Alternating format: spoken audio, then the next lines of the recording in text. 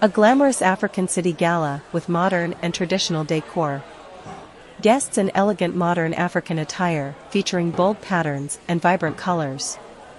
Adana, a striking woman in a red ochre-inspired gown with gold accessories, stands confidently near a large window.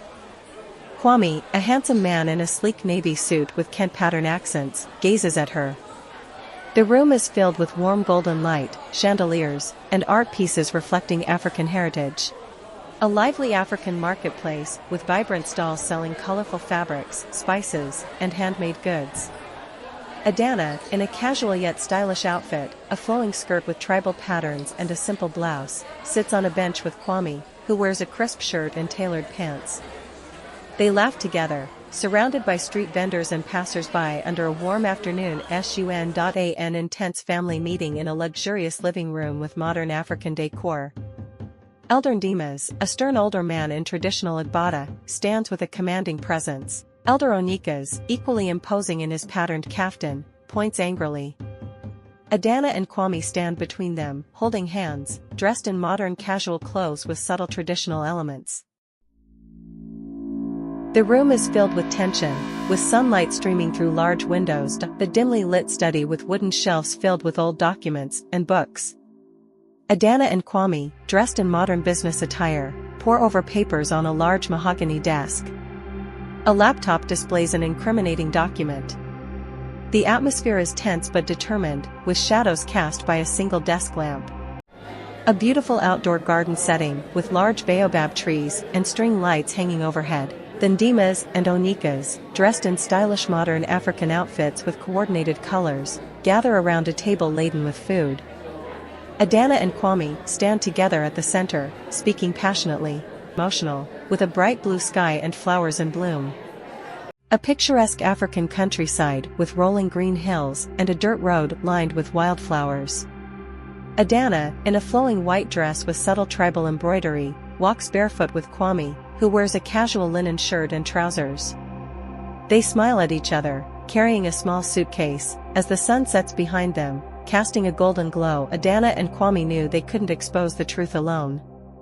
The betrayal that ignited the feud was orchestrated by a powerful businessman, Mr. Okoye, who had manipulated both families for years to gain control of their ancestral lands.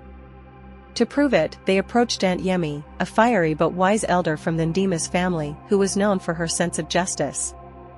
Initially reluctant, Aunt Yemi agreed to help. "If you're willing to risk everything for this love, I'll stand by you," she said, her voice steady. With Aunt Yemi's guidance, the couple gathered evidence, old contracts, hidden letters, and testimonies from former employees of Mr. Okoye.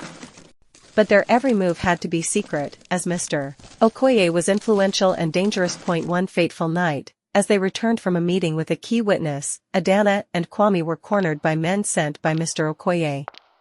In a narrow alley lit by flickering streetlights, the men demanded the documents they had collected. Kwame stepped forward, shielding Adana. "We're not afraid of you," he said, his voice calm but firm. Adana, clutching a hidden USB drive with crucial evidence, whispered, "Run when I say."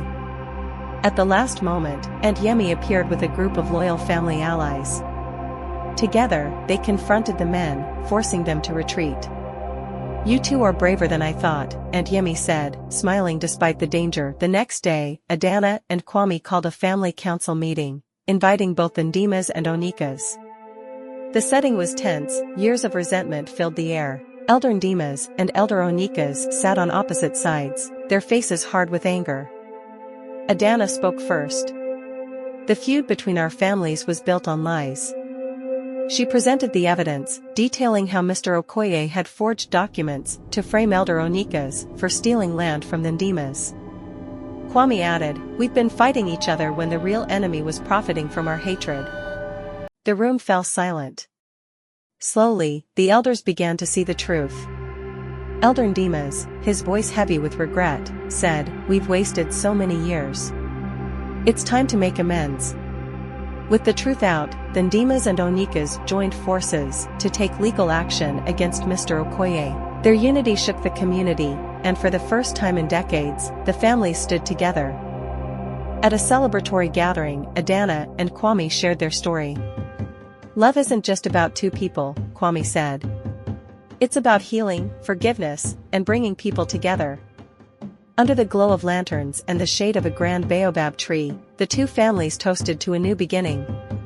With the feud resolved, Adana and Kwame could finally dream of a future without fear. On a quiet evening, back at their favorite marketplace, Kwame surprised Adana with a small, handcrafted ring he had designed himself.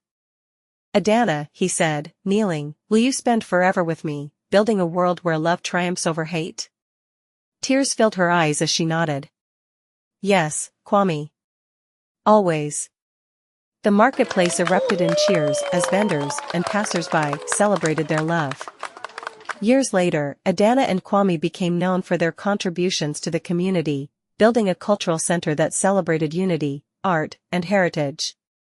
In the center's courtyard, a plaque read, "Let love be the bridge that unites us, for in love lies the power to heal." Their story was passed down through generations, reminding everyone that even in the face of betrayal and conflict, love and truth could triumph.